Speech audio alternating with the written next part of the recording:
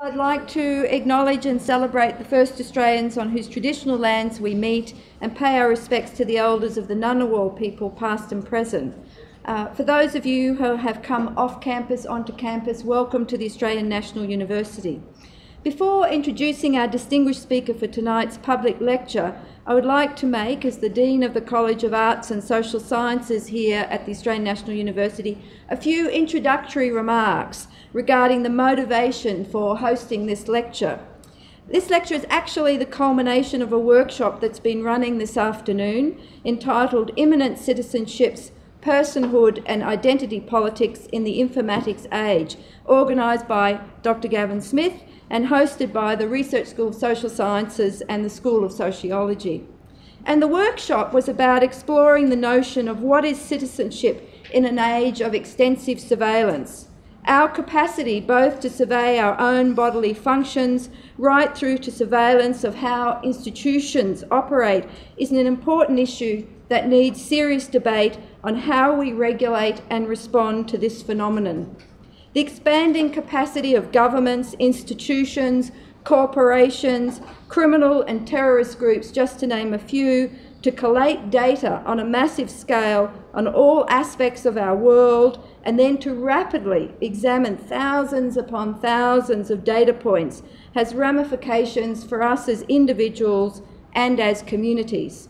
The post-Snowden revelations in a global media environment should leave none of us under any illusion as to how serious this issue is and the potential for unintended consequences. The ubiquitous presence of large-scale data, or big data as some people refer to it, being collected, often without us realising it, raises questions about our rights and responsibilities within the ever-expanding collections made up of our personal data. A key question is, how far are we willing to tolerate the presence of surveillance in our lives? Last night, I attended a very interesting presentation by an eminent local criminal barrister. He was talking about forensic science and how it impacts on his work. He began by pointing out that at every moment of our lives, we are leaving markers about who we are, where we have been, and what we have been doing. Did you know that when you use your mobile phone, as I do, as the alarm to wake me up in the morning, somewhere in the cloud is a record of that event? And so the surveillance of my daily life begins. And who knows who has access to that information and how it could be used? Interestingly, we are increasingly using technology to monitor our own bodily functions. How many of us have used those apps to see how we sleep during the night, how many steps we take each day, and how many of us have paid luminosity and measured our brain performance? Tonight's distinguished speaker, Professor Nicholas Rose, will focus our attention on the practice of mind reading, the attempt by neuroscientists to subject the brain to detailed analysis so that its contours and functions can be better understood and modulated. The ultimate aspiration for some is the development of technology that can access the thoughts of individuals as they process the past, engage the present, and deliberate the future. There is no better person in the world to introduce us to this topic. Nicholas Rose is Professor of Sociology and Head of the Department of Social Science, Health and Medicine in the School of Social Science and Public Policy at King's College London. He's a co-director of the Centre of Synthetic Biology and Innovation, a major research collaboration between King's and Imperial College London. He's a member of numerous advisory groups and has also held high-level academic posts at LSE and Goldsmiths. He's published widely in numerous fields and disciplines, and as a young sociology student, I had read his earlier work, and his work has been translated into 13 different languages. So it goes without saying that we and I am delighted to welcome to ANU Professor Nicholas Rose to discuss The Mind Transparent, Reading the Human Brain. Please join with me in welcoming Professor Rose. Well, many thanks to the Dean for that very generous introduction, and thanks to Gavin Smith for bringing me here to Canberra. We've had a very stimulating afternoon of discussion, some terrific papers done by colleagues, some of whom are here in the audience. And compared to those papers, I'm afraid my presentation to you here this evening is going to be really rather simple-minded and descriptive.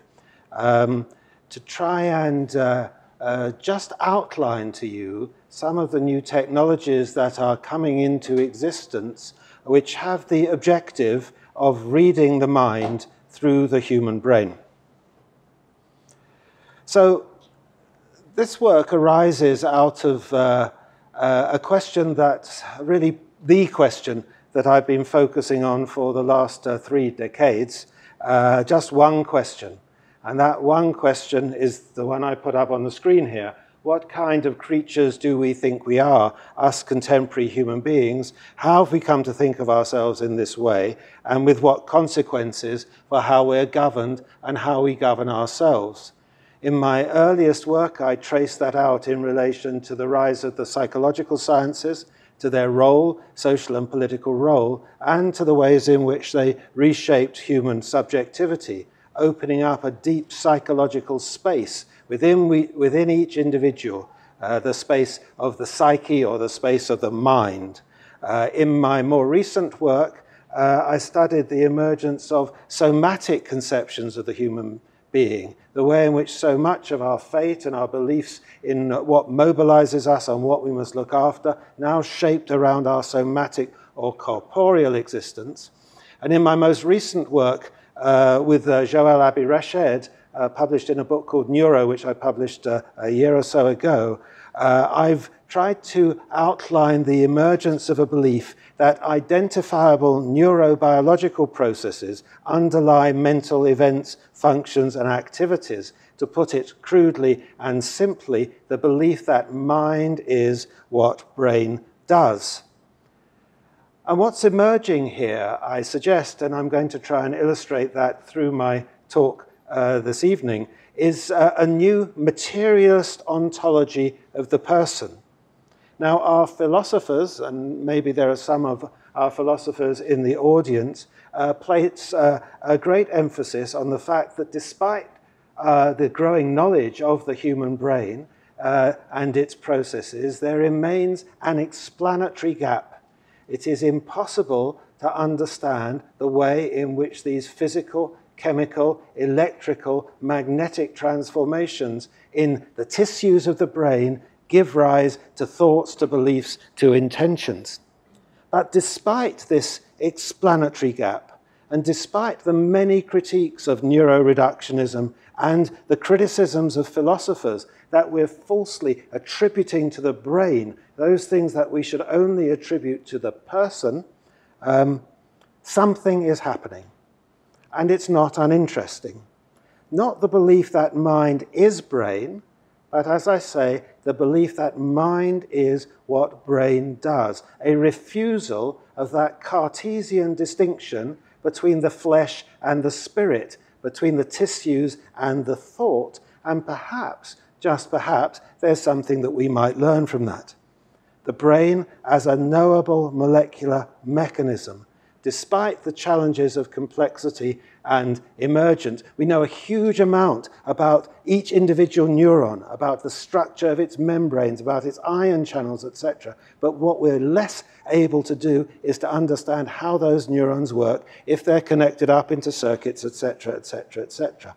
But despite those challenges, the premise of contemporary neuroscience is that it must be possible, in principle, to identify neurobiological traces of all mental events. Now, the word neuroscience, although it slips easily off our tongue these days, was only invented in 1962. So there's about a half a century of neuroscience. But after the first 40 years of that neuroscience, that is to say around the end of the last century and the beginning of this one, something significant happened. And that was neuroscience moved from being a predominantly laboratory-based discipline to something that had salience in the world outside the laboratory. I've argued in the book I wrote with Joël Abi-Rached that there were three key dimensions along which neuroscience moved out into the world. One was neurochemistry. You're all familiar with the psychiatric drugs that so many of us take, even though we really don't understand how they work, why they work, or if they work, but that's a different question. The second is plasticity, the growing belief that our brains are plastic and open to environmental stimulation. I'm not going to talk about that today. And the third is visuality. And this is what I'm going to focus on today, the mind transparent. And of course, I'm doing this in the context of surveillance. And in fact, I should acknowledge that this paper began its life in a request from Gavin to write a small afterword to a collection that he was developing on surveillance and the body. Why not write something on surveillance and the mind? So he is entirely to blame for what you're about to receive. So here's the question. Do you know what I'm thinking? Do I know what you're thinking? Do they know what we are thinking? If you were reading Nature a couple of years ago, you might have come across this little item, terrorist pre-crime detector field tested in the United States. Screening system aims to pinpoint passengers with malicious intentions. And this was reporting on a field study, a field trial of a kind of a technology developed by the US Department of Homeland Security called FAST, which is a program which was designed to be installed in airports and stations and so on to seek to detect those who had malicious intentions or malintent, as it's often called. And here on the screen, I just take some shots from the Department of Homeland Security own description of this past technology, future attribute screening technology. And while you can probably get the idea from this little cartoon here, here's the potentially problematic individual wandering through the airport scanner, and there's someone sitting at the table behind them monitoring their attributes. And as this person walks through this little shielded system here, the FAST system identifies whether or not they have malicious intent. In fact, as we'll see in a moment, this attempt to read intention into the mind of that individual is not based on these modern mind-reading techniques. And I'll come back to that in a moment. But you can see the intent behind the intent to identify those who have malicious intent. It's face reading, etc., etc., etc. If you were reading The Guardian in 2007, you'll have come across this little item here in the Guardian Science on neuroscience, the brain scan that can read people's intentions, call for ethical debate over the possible use of new technology in interrogation. A team of world-leading neuroscientists has developed a powerful technique that enables them to look deep inside a person's brain and read their intentions before they act. The research breaks controversial new ground in scientists' ability to probe people's minds, eavesdrops on their thoughts, and raises serious ethical issues over how brain-reading technology may be used in the future. And John Dylan Haynes, the neuroscientist who developed this technology, says, quote, using the scanner, we could look around the brain for this information and read out something that from the outside, there's no way you could possibly tell is in there. It's like shining a torch around, looking for writing on the wall. The neuroscientist turned ethicist Barbara Sahakian at the University of Cambridge said, and this is a repeated refrain, do we want to become a minority report society where we're preventing crimes that might not happen?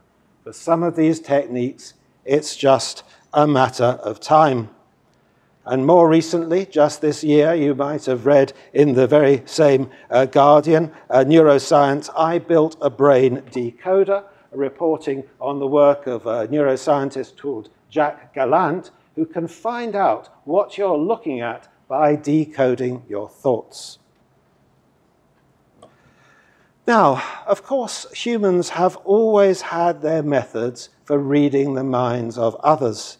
We read eyes, we read faces, we read gestures, we read comportment. It's taken for granted in everyday life. It's dramatized in novels and movies, and it's now theorized in social neuroscience. This notion of everyday, ordinary mind reading, the capacity to attribute to you intentions and beliefs on the basis of my observation of you, is kind of what's necessary for human sociality. And actually, these techniques have also been turned technical in an interesting way, but I'm not going to talk about those today. What I want to focus on is these new technologies that claim to read thoughts and intentions in the brain itself, and the hopes that these can be deployed in a whole range of ecological niches. And most crucially, and these are the two that I'm going to focus on today, in clinical sites where individuals cannot express their thoughts and intentions in the, quote, normal way, and in practices of prediction, preclusion, preemption, and prevention, all those P's with which we're surrounded these days. Now, as I've said, philosophers confronted by these new technologies agonize over the relations of mind and brain, the attribution to the brain of those things which properly belong to the mind, or an embodied person, or a distributed assemblage of person. Many of the researchers object to the epithet of mind reading, which is applied to their work, but nonetheless they benefit from it, as we've seen by the popular representations. But most are untroubled by these concerns. They are premised, their work is premised on the belief that mind is what brain does. There must be identifiable material traces in the brain of mental events and dispositions, and that these might be, in principle, identified by new technologies of visualization. And the question then is about how we should respond. And I want to suggest to you in this talk today that actually this new materialist ontology of the mind, this refusal of the distinction between mind and brain, although it does indeed raise problematic questions concerning surveillance, is actually perhaps a rather fundamental transformation in what we think we are as human beings.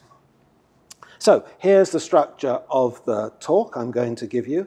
Firstly, I'm just going to run very, very quickly through what I've called the new engines of visualization.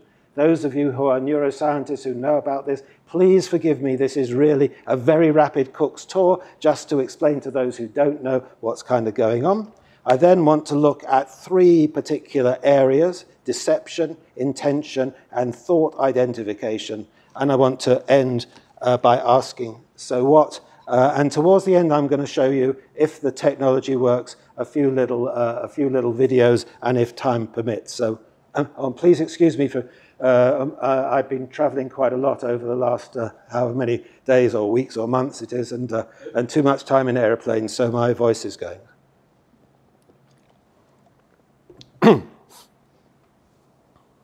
To see the mind in the living brain.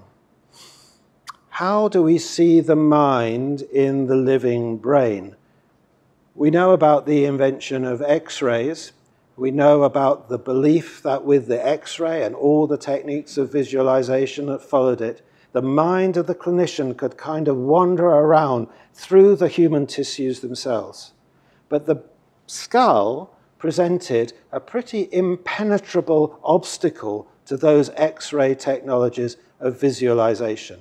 So in order to understand what was going on within the brain, something new or something different had to happen.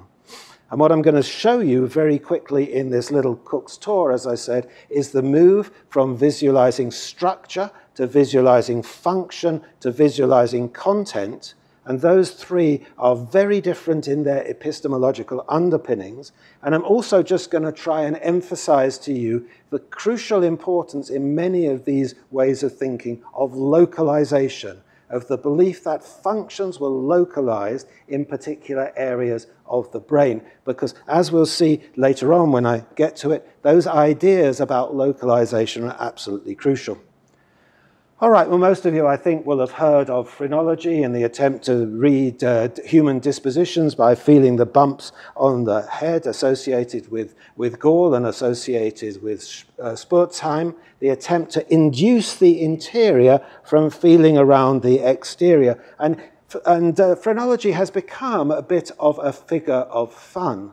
But I think there are just two things that are probably worth pointing out about these images that are obviously familiar to most of us, about where the different faculties like amativeness, attentiveness, concentration, combativeness are located in the skull and how they located in the brain and how they can be identified on the outside. The first is the thesis of localization, the belief that there were locations within the brain that were responsible for particular functions.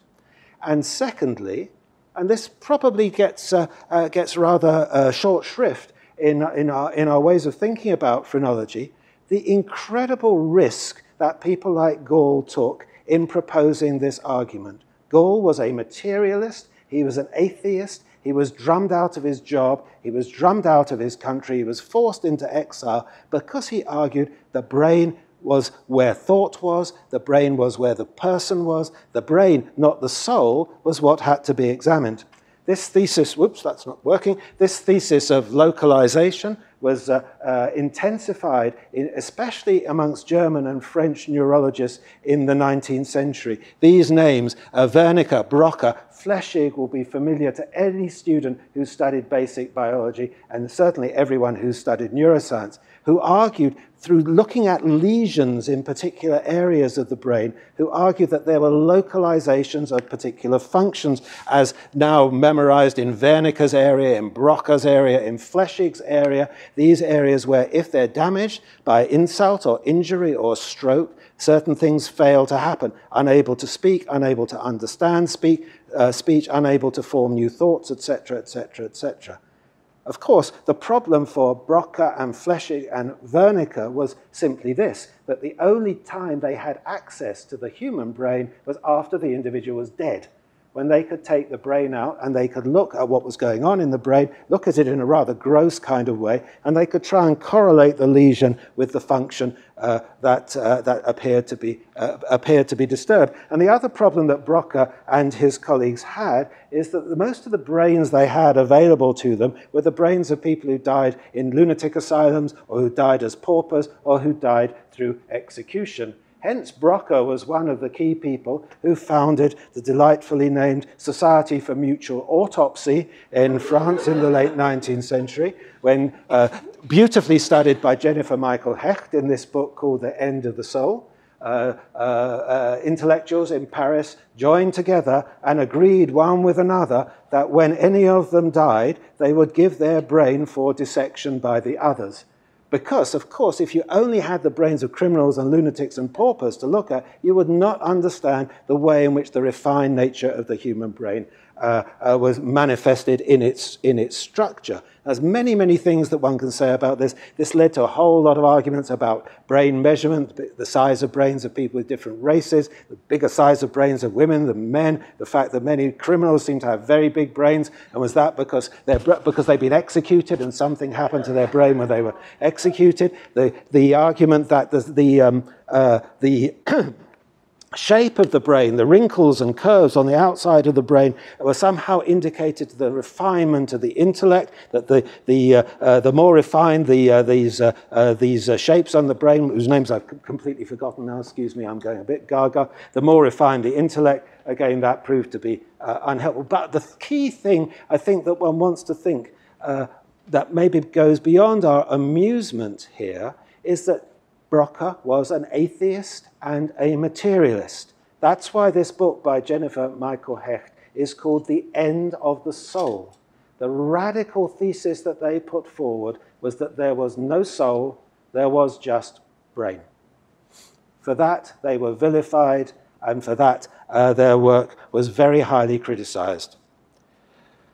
Again, they could only look at the brains of those who had died. So what happened to try and make the brains of those who are still alive available to thought? The first attempts were those like Walter Dandy, a neurosurgeon, who in a very painful procedure introduced air into the spinal cord, which went up into the brain, which enabled the visualization of the ventricles of the brain on X-ray. Some of you may have heard of Igas Monitz, who, although he came to fame because of his work on frontal lobotomies, actually got his Nobel Prize for this work on cerebral angiography, which involved putting dye into the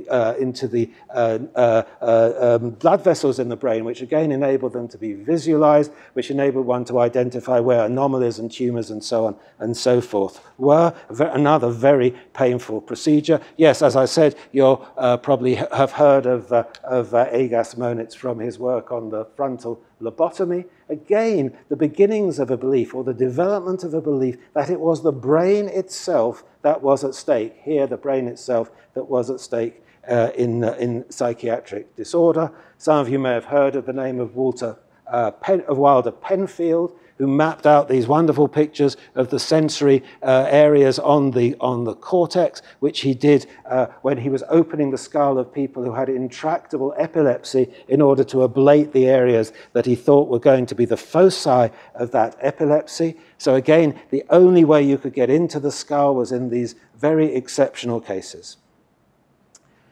We begin to find ways of thinking about the living brain with the EEG, with electroencephalography, excuse me for that, non-invasive reading of brain activity, developed by Hans Berger in the 1920s, really refined by Edgar Douglas Adrian, who got the Nobel Prize for this and other work, which begins to be able to at least monitor activity in the brain of the living individual by putting the helmet with electrodes on it. This will be rather significant a little bit later on.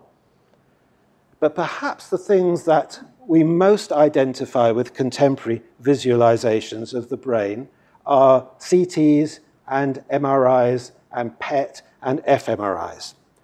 CT, structural imaging of the brain, by using computerized tomography to image repetitive slices of the brain and then put those slices together into a 3D image of the brain, developed in the work of Alan Cormack and Jeffrey Newbold Hounsfield in the 1970s, and rapidly became an incredibly subtle and sophisticated way of imaging structure in the brain. But perhaps for us, the most significant change was the move from imaging structure to the move from imaging function. It's one thing to image the tissue of the brain, which is, although difficult, is a bit like imaging the tissue of the body. But suppose you're trying to image the activity of the brain. It might seem as if you're looking at the same kind of pictures, but actually you're looking at something very different. You're looking at proxy measures of activity in the brain. In this case, positron emission tomography, the first version, you're looking at areas in the brain that take up a radioactive ligand, a radioactive material, and the belief is that where brain activity is occurring, more of this material will be taken up into the brain. You image thought, you image brain activity by looking at the take-up into the brain of this proxy, this substitute that stands in for brain activity. Because PET scanning is rather difficult, because it involves creating radioactive ligands, and you've got to have a cyclotron and all sorts of rather complicated and expensive things in order to do that, very short-lived. The technology that's become most popular now, and probably the one that all of us have seen, because there are hundreds of thousands of papers published in using this technology, is fMRI, functional magnetic resonance imaging. Again, it images a proxy. It images blood oxygenation and deoxygenation in the brain, which has different magnetic properties, oxygenated blood and non-oxygenated blood. You can capture those magnetic properties. You measure the so-called bold response, the blood oxygenation level response in the brain, and you take that to be a proxy of activity. This has become a very potent technique, as we'll see in a moment, for trying to understand what's going on in the living brain. And then, perhaps most recently, these uses of functional near-infrared spectroscopy, which again look at the take-up of blood in the brain, in this case, blood in the brain in the area very, very close to the skull, puts a light in here, measures the light coming out, can see whether or not oxygenated blood is being taken up in this brain, this area of the brain. Now, the advantage of this over this, you can see in this. This requires the individual to be chucked into a big scanner with a huge magnet, and it's very, very uncomfortable. This can be done in pretty much normal circumstances. Individuals can wear these helmets, and look, here they are carrying out a relatively normal task, and their brain activities are being monitored. Right, now we're getting to the point of this, because this particular paper on functional near-infrared spectroscopy by Scott Bunce and his colleagues, again argues for the crucial importance of NIRS, as it's called, makes this a viable option for the study of cognition and emotional related changes in both adults and children in either stationary or ambulant conditions. But just look at the acknowledgement. This work has been sponsored in part by funds from the Defense Advanced Research Project Agency, DARPA, the Augmented Cognition Program of the Office of Naval Research, ONR and Homeland Security under agreements, etc., etc., etc. To which we shall return. Okay, now there are a host of scientific and technical questions in all these technologies, not least because they all work on this basic thesis of localization. They attempt to find the loci, the places in the brain where something is happening.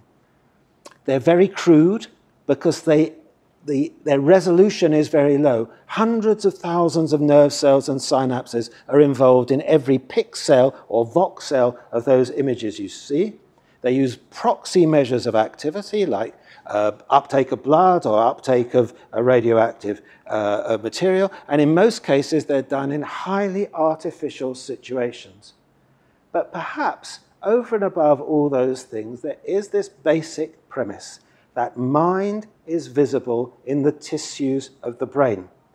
We've moved from these gross studies of the brain, like those in phrenology, to looking at the molecules themselves. And we've moved from structure to function, and pretty soon, as we'll see, to contents.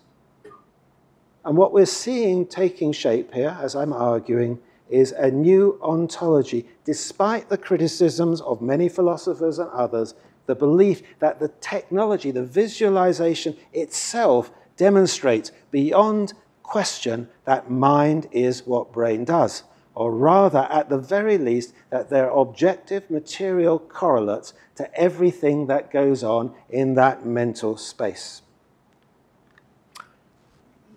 Okay, I'm going to now move on to some of the uses of this. I see, by the way, that there are some people standing uncomfortably over there, and there are a few chairs over here. So if any of you feel like I'll just take a drink of water, and you can maybe find yourself somewhere a little bit more comfortable for the next half hour or so. Of course, if you want to keep out of the gaze of the surveillance and the camera, that you're absolutely free to do so.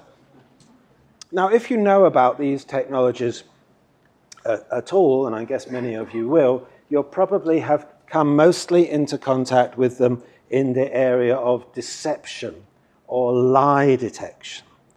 Now, we're familiar, I think, with the use of non-brain reading modes of lie detection of the polygraph.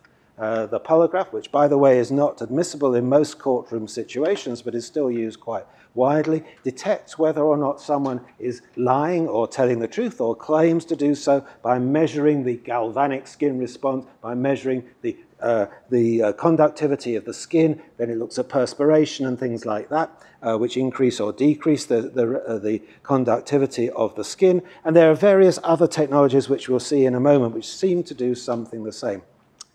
What's happening as a result of the deployment of these technologies that appear to render mind visible in the brain has been the emergence, largely by private entrepreneurial individuals standing rather outside the mainstream of neuroscience, the emergence of a number of claims that it is possible to use these technologies for lie detection. So here's the first one, which is the most well-known and the most parodied, no-lie MRI.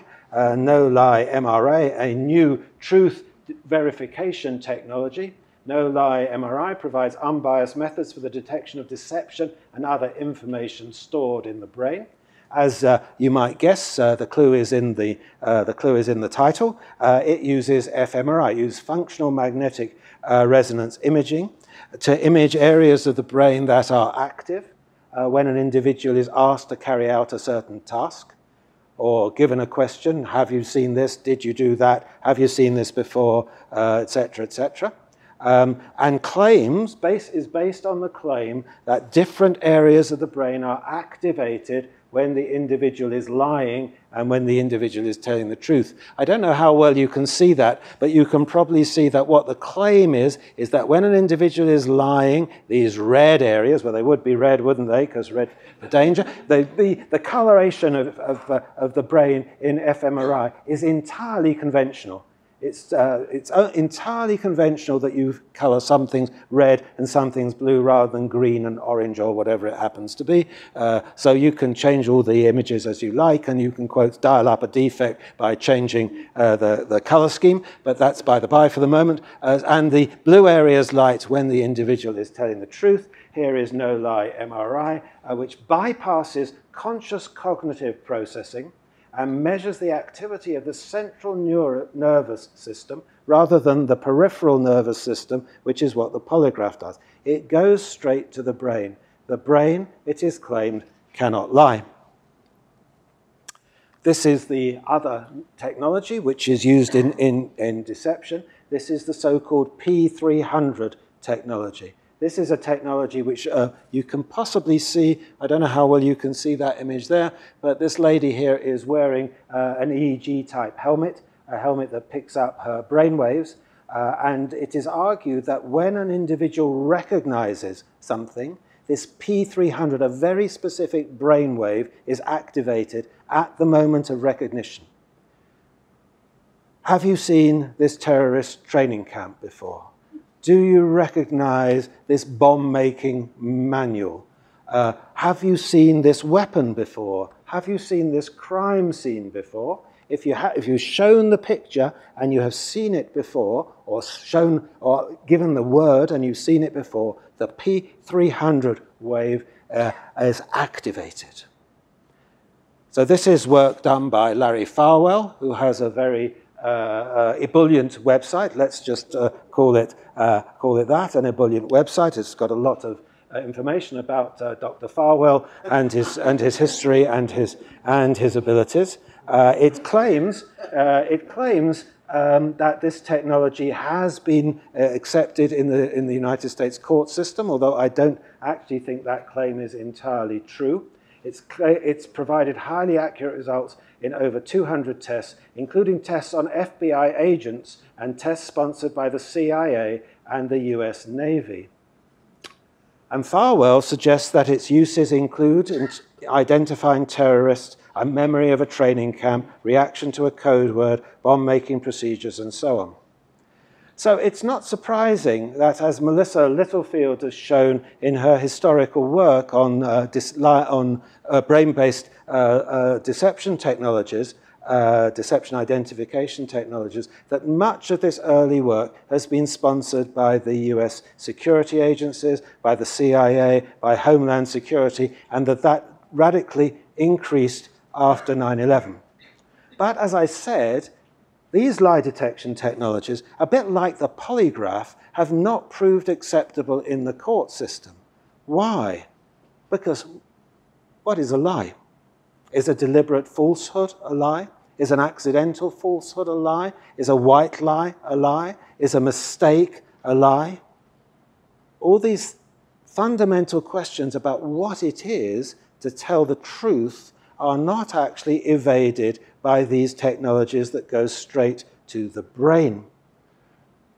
Actually, these technologies have had some impact in the courts in Europe, where they've been promulgated very actively by some neuroscientists seeking to make a name for themselves. And in some cases, the judges and the juries seem to have accepted them. There's a famous case in India, whose name is just suddenly flown out of my head, for which forgive me, where the claim was that someone, Aditi Sharma, forgive me for having a lapse. If only I could read my brain, that would be great. Aditi Sharma was convicted on the basis that she had guilty knowledge of the site where the crime, a particular murder, had taken place. There was much publicity when she was convicted using a deception technology, something like the P300 wave. There was much less publicity when she was released from jail on bail on the grounds that her conviction was probably insecure. And in most jurisdictions, the courts and the legal systems have been very wary of these devices, which are only tried and tested in highly artificial laboratory environments where individuals are instructed to lie or tell the truth. It's because you're instructed to lie or tell the truth that they can work out these correlations. And in most real-life situations, especially when you've got an Al-Qaeda agent or a hardened criminal or whatever it happens to be, those are the people who are most likely to be able to employ the techniques in order to disable these detection technologies. It's not to say that they're not going to be used anywhere, because the courtroom, especially the British and the American courtroom system, and I think the Australian system, where there's a conflict between the defense and the prosecution, and where different expert witnesses are brought into play to criticize one another, and where the judges rule over this adversarial system, courts have proved rather good at defending themselves against and interrogating the viability of these technologies. But like the polygraph, it's outside the courtroom. It's in the investigative procedures themselves, or maybe it's employment procedures, or maybe it's in industry, or maybe it's in the military. Those are the places where these technologies are likely to find their handholds, and that's what we see with the polygraph. How about intentions? Well, I showed you at the beginning this fast technology, and I said, well, actually, this was not a brain-reading technology, because fast technology is based, if it works at all, on reading these physiological signs, on reading cardiovascular, respiration, eye movement, body movement, on reading faces, and on inducing from those external signs, what's going on in the interior. So despite all the arguments about it, it's not really doing the job that brain reading claims to be doing. So let's return for a moment to this claim by John Dillon Haynes and colleagues that I showed you right at the beginning. The brain scan that can read people's intentions, a minority report society. It's like shining a torch inside the skull and seeing what's there. There's something interesting about the way in which these claims are reported, a kind of fascination and a dread that we could actually read mind in the brain. And despite the fact that I'm going to argue, if I get there towards the end of my talk, that something interesting is going on, I think it's really important that we keep our critical faculties alert. So what did John Dillon Haynes and his colleagues actually do in this sleepwalking into a minority report society? They took 8 volunteers, and they gave these volunteers a particular task. They asked them that they had to decide whether they were going to be shown 2 numbers. They were in an fMRI machine, and they were going to be asked to decide themselves whether or not they were going to add or subtract those two numbers.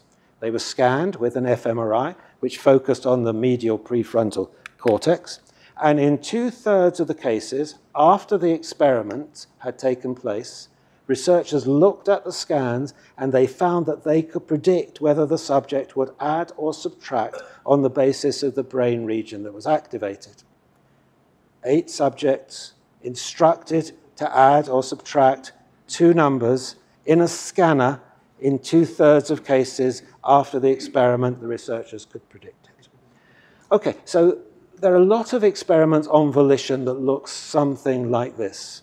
And they are clearly a very long way away from what one might consider to be intentions in the real world. And I think when you read those headlines in the paper, you need absolutely to keep your critical faculties about you.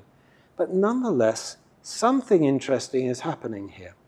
The idea that intentions have legible traces in the brain. All right, this is a silly little experiment. It's a very simple experiment.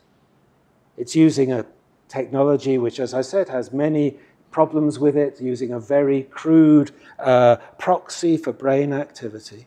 But nonetheless, a thought leaves a visible trace in the brain.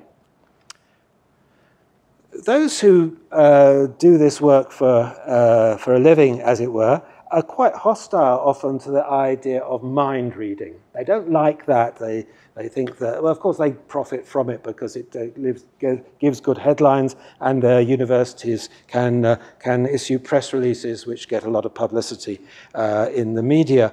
But they prefer the term thought identification. Is it possible to identify thought in the brain?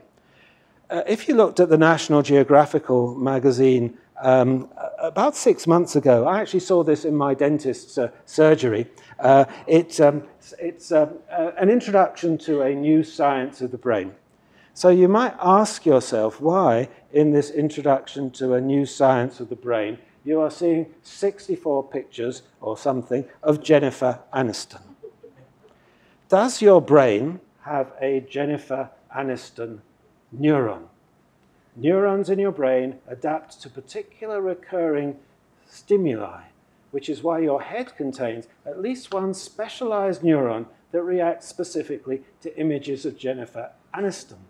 This is Professor Christoph Koch, and he's explaining to his audience here that why there is a particular area in the brain, a particular neuron, each particular neuron that has reacted in a specialized way that, in a sense, contains the memory, and in this case, the memory of Jennifer Aniston. He's saying, of course, not everybody has a Jennifer Aniston neuron, but nonetheless, the belief that every memory is encoded in a localized spot within the brain that can be then identified by Professor Koch here. So this is another index of thought identification. I'll tell you what it's going to happen, and then if the video doesn't work, we've not lost anything.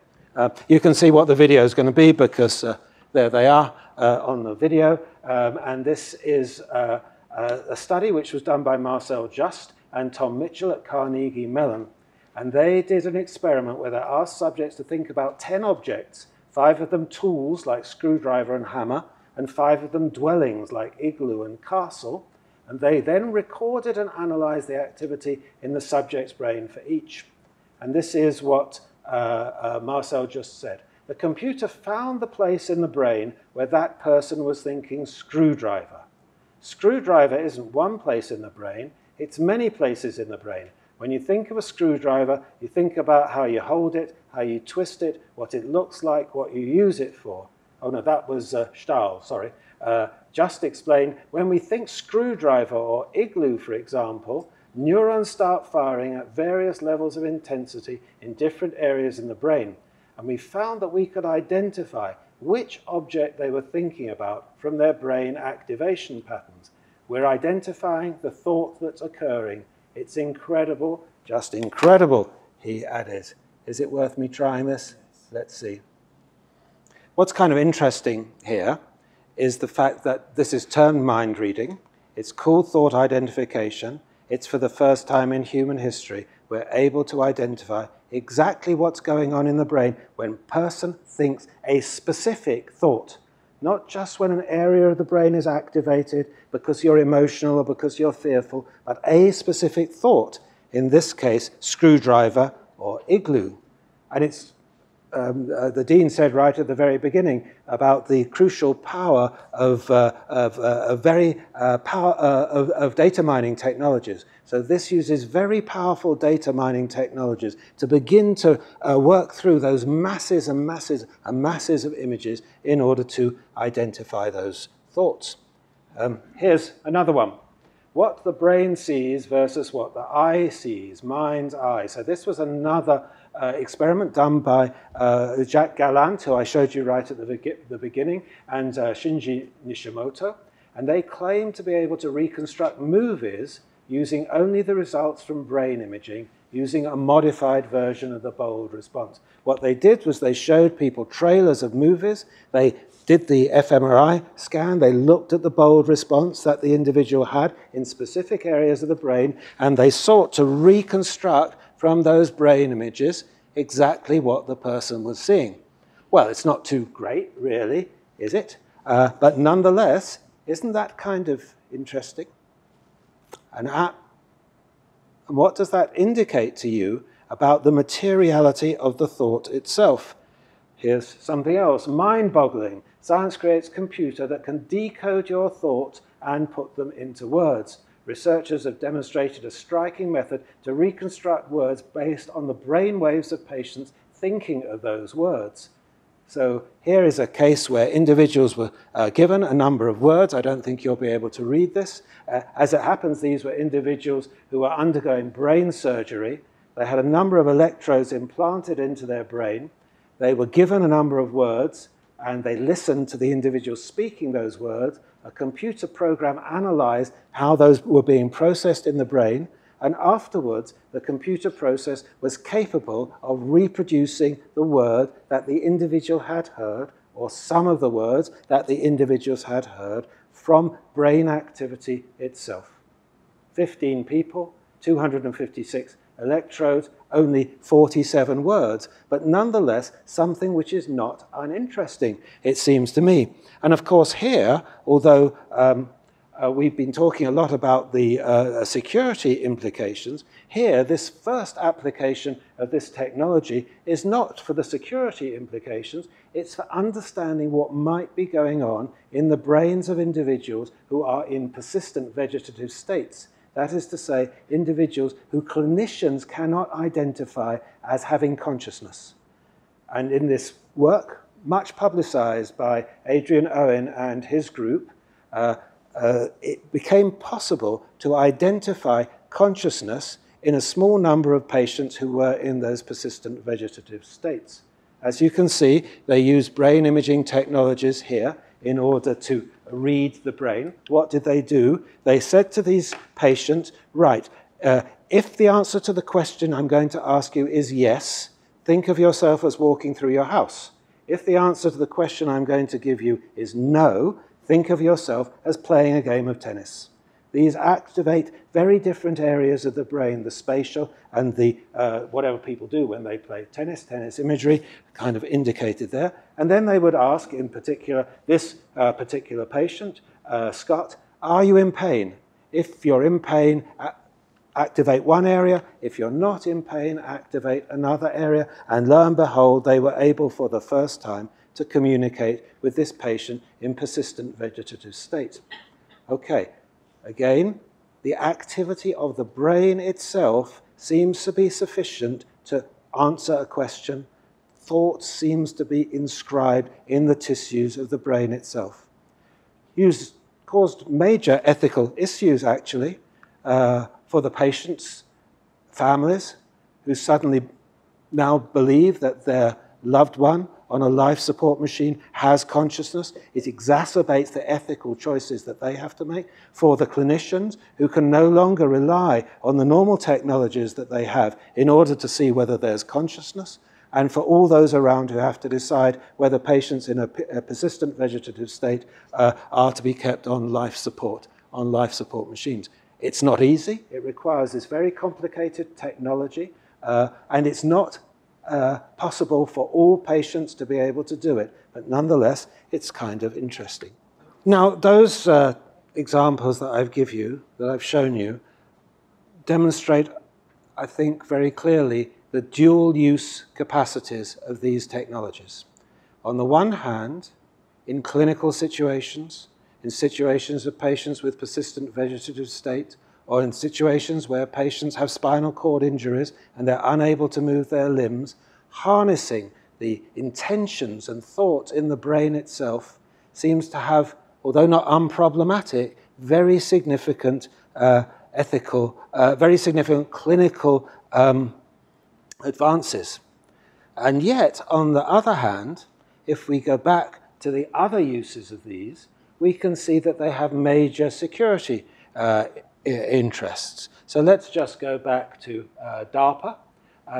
And you can see here, I think just from the quotes that I put on the screen, the investment that DARPA, that's the Defense and Allied Research Projects Agency of the United States, which of course invests in a load of pretty crazy things, anything that's possible it will invest in, but it's certainly absolutely and crucially interested in these projects of using the mind to control artifacts, to control prostheses, and in fact, the other way around, in perhaps reading brain signals in real time to control robotic devices, to control drones, and to control all sorts of other kinds of things.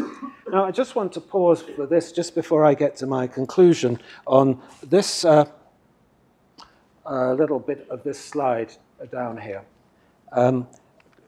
Amongst the many things that I do in my current strange role, where I've moved from being Michel Foucault nihilist to an advisor on social and ethical issues in so many areas of emerging biotechnologies, I'm a member of the Social and Ethical Division of the Human Brain Project. The Human Brain Project, funded by 1.3 billion euros from the European Commission, aims to produce a simulation of the human brain, neuron by neuron, in a neuromorphic computer. The Human Brain Project has set its face very firmly against military funding and argues that it doesn't want any of its work to be used for military implications. Shortly after the Human Brain Project was launched, President Obama started to fund his BRAIN initiative. His BRAIN initiative is funded 40% by the Defense and Allied Research Project Association. This project of brain reading, mind control, whatever you like to call it, is part of that BRAIN initiative. DARPA is collaborating with the National Institutes of Health, the National Science Foundation, and soliciting proposals from various research teams to be able to do this work.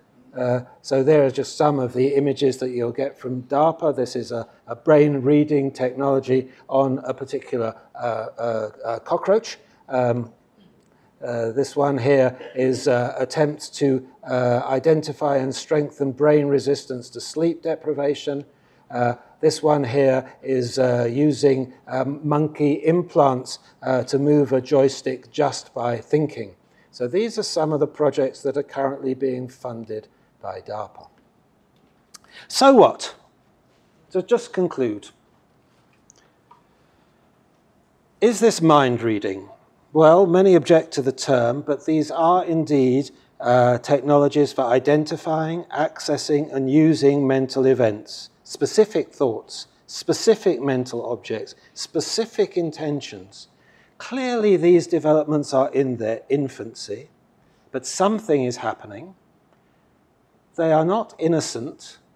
They emerge because of an intersection between clinical demands, forensic demands, security demands, and the aspirations of neuroscientists to understand more and more and more about what's going on inside the brain. The brain's located at this intersection of ways of knowing, of ways of visualizing, of forms of expertise, and strategies of intervention.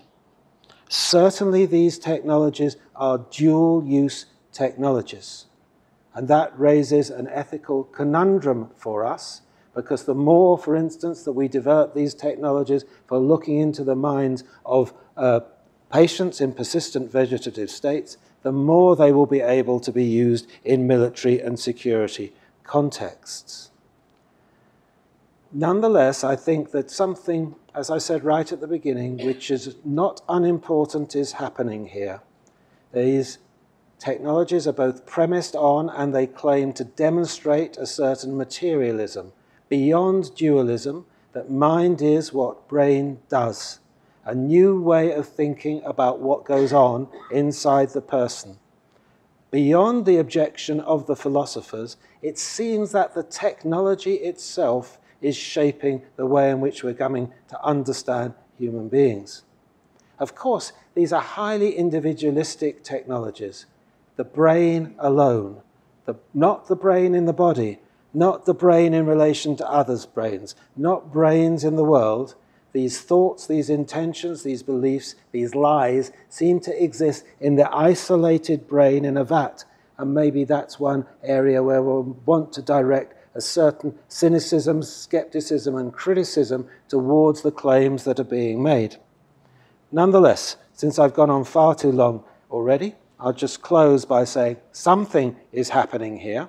We can chart how it's come into existence, and indeed a lot of my work up until now has been doing that historical, that genealogical charting, looking at the rules of the game which have brought these things into existence. But also I think it's important to be focused on the stakes here. Can brains think? Can brains know? Must we still suppose a mental realm that's different in substance, different in extension from the brain? Or perhaps is there something which we need to affirm in this new materialism, a new ethics, a new way of thinking about brains and persons? And if we do think about brains and persons in this new materialistic way, what would be the implications? I think we're just at the beginning of something which is quite interesting, and so perhaps the more we can try and understand it, the more we have a possibility of shaping the way in which it develops. With apologies for going on for so long, but I blame the movies. Thank you very much for your attention.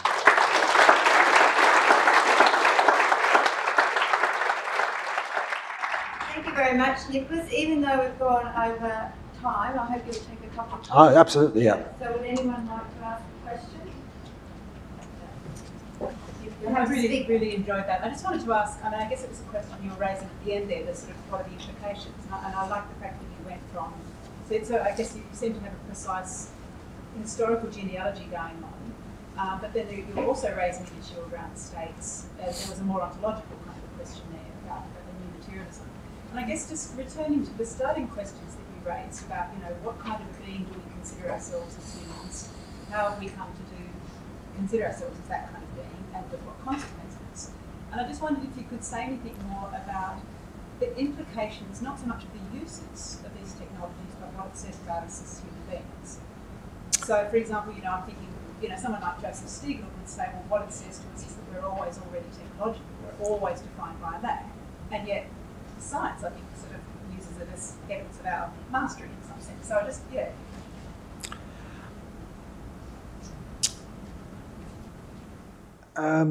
Those of you who know my work know that I was quite influenced by the writings of Michel Foucault. And he was sensible enough to focus his attention on things that had happened 150 years ago, when it was kind of a bit clearer what was going to turn out. As I said in our workshop today, we're right in the middle of something, or rather we don't even know if we're right in the middle of something. We're right at the beginning of something.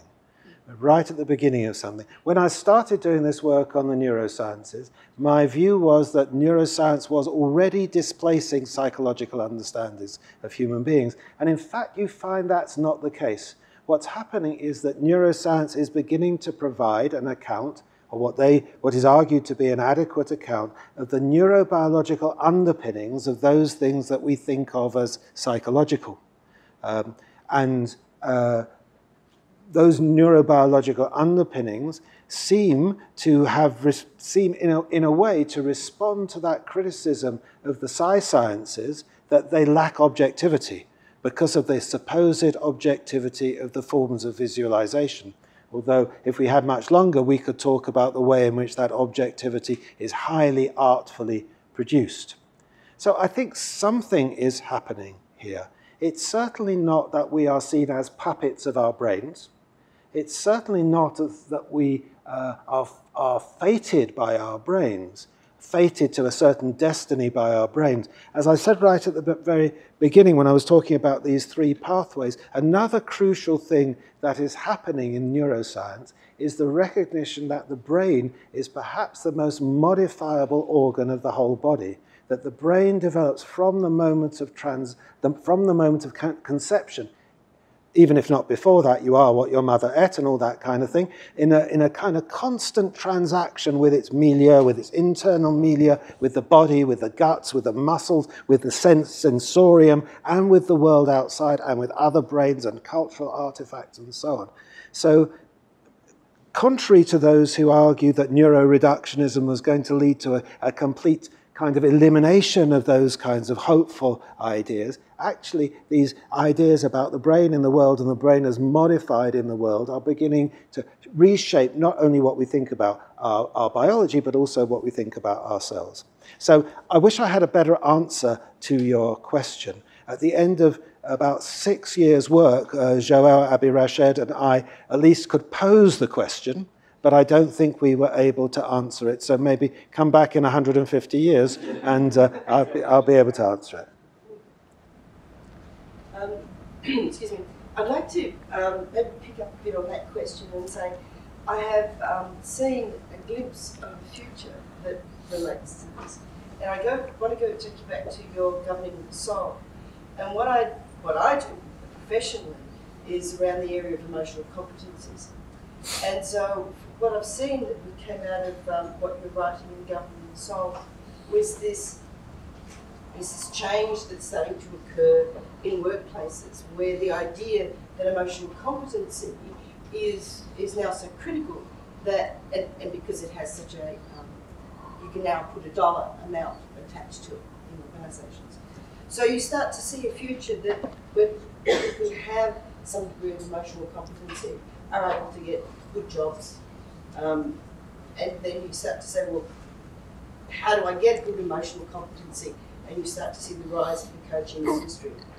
And one of the aspects of coaching industry, of the coaching industry, is the neuroplasticity. Yeah.